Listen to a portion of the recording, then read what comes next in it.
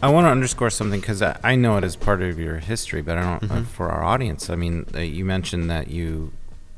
I remember we have a mutual friend. You would borrow his minivan so you could go into dumpsters and find things for your family. Yeah, and that's how hard it was. It was hard. I remember one night where a cop, he stopped me, and I was with a couple of our punk young people that were living with us, maybe a daughter or two, and a cop comes over. Hey, what are you doing? I can see your driver's license, and that's not your van. Yeah, I borrowed this from my friend. And then he goes off. 15 minutes later, the cop comes back, rolls his window down.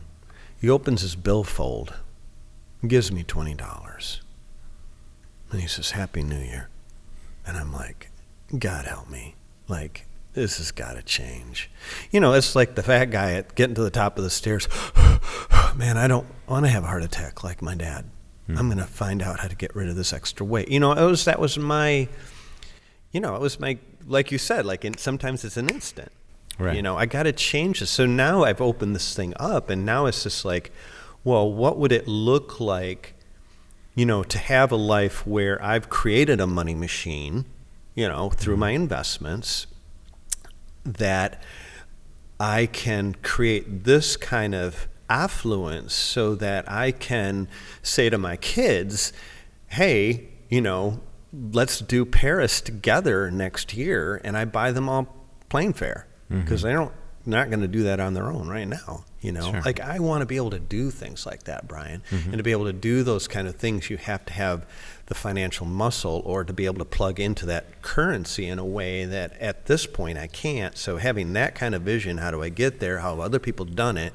I will do what they do. Find a mentor, find a model, do what they did. Well, and I think it's good for art. I think it's my takeaway is still that a lot of artists are like, how they create a business or create value or assign a value to their work is the hardest thing that we do. Like, how do I know if you're painting, like, how do you know if your painting is worth $500 or $50,000 or $500,000?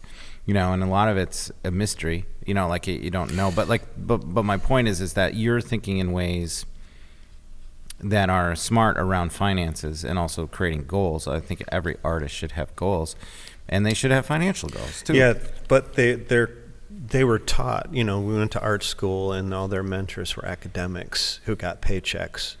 Yeah, don't get me started on that. And my grandfather was an entrepreneur. We had, Beerhorst and Sons tulip bulb company, and my great grandfather, started the company, and he, at one point was on a hillside taking care of sheep and knitting socks, and so, he left his country at 18 and walked from Westphalia to the Netherlands, and went through all kinds of crazy shit to build that company. So I know it's in my DNA. Yeah. I'm just, I had to root around, and that's part of my going back to Germany. It's like, what is my story? Who am I? Right. And hooking back into those roots to where I'm at, okay, if it means, destroying this work, or if it means reading.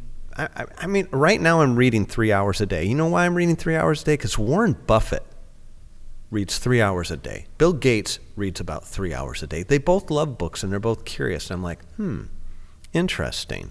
Elon Musk, kids made fun of him. One, because he had that weird name, Elon. What kind of name is Elon? And he always had a book in his hand, which was not cool. It was not cool. I mean, the cool kids could throw a baseball really fast, but Elon was just like reading all the time. Look who's laughing now. This Full Exposure podcast episode has been made possible through the support of Metro Health, University of Michigan Health, and Dr. Peter Hahn, who believe that creativity and the arts are essential to a rich, healthy, and fulfilling life.